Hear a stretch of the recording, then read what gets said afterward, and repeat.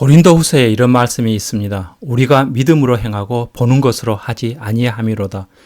하나님의 말씀을 근거해서 믿음으로 행한다는 것입니다. 육체의 눈에 보이지 않지만 말씀이 그렇다면 그런 줄 믿는 게 믿음입니다. 그리고 행동하는 게 믿음입니다. 믿음을 가진 우리에게 성경은 영원한 생명이 있음을 알기를 원하고 계십니다.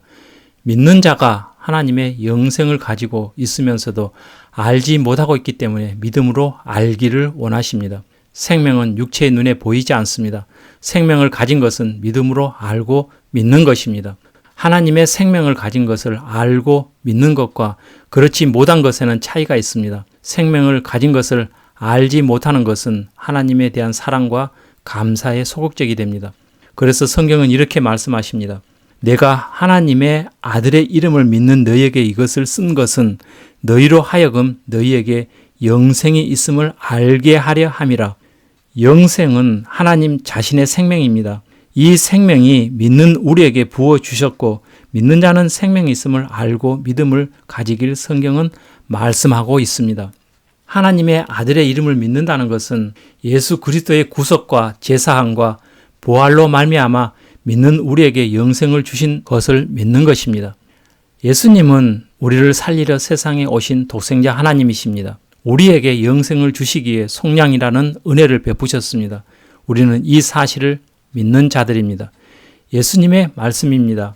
내 살을 먹고 내 피를 마시는 자는 영생을 가졌고 마지막 날에 내가 그를 다시 살리리니. 예수님의 살과 피를 먹고 마신다는 것은 내 영이 하는 일입니다. 내 영이 십자가에 예수 그리스도의 살과 피를 먹고 마시는 것입니다.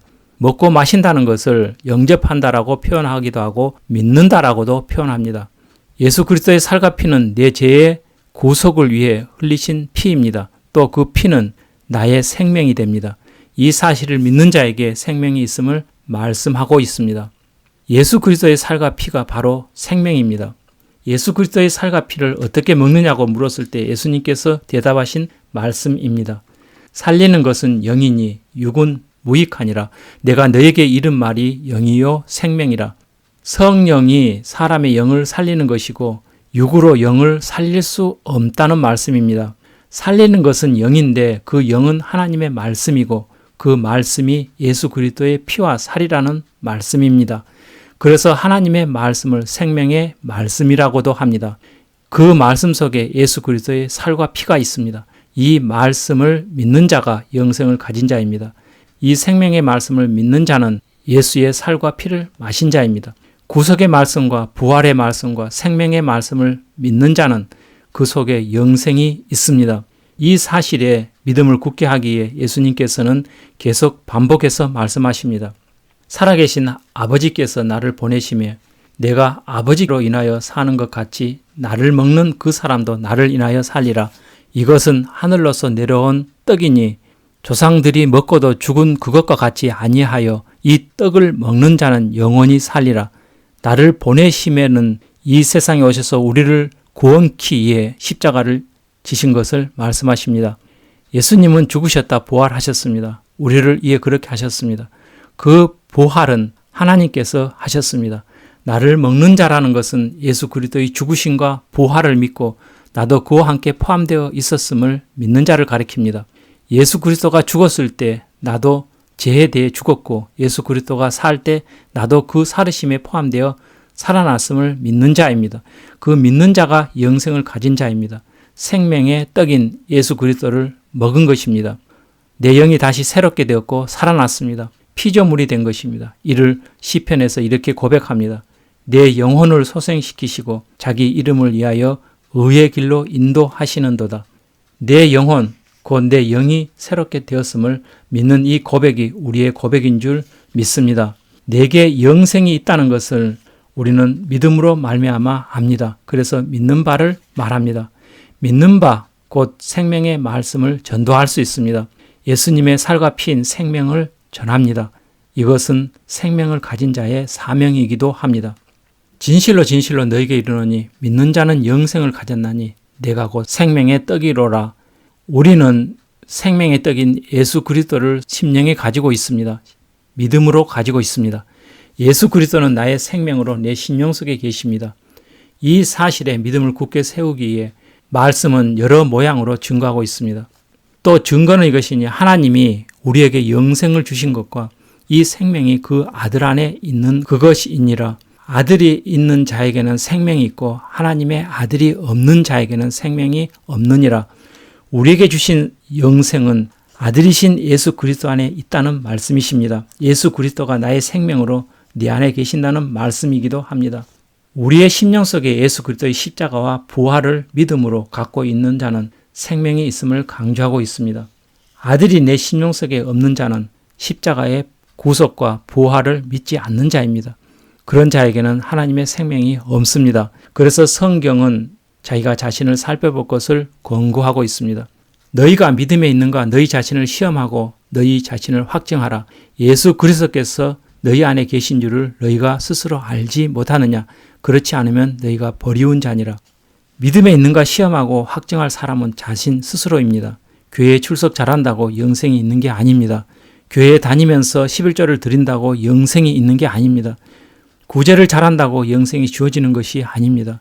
예수 그리스도가 심령에 없으면 하나님과 관계가 없습니다.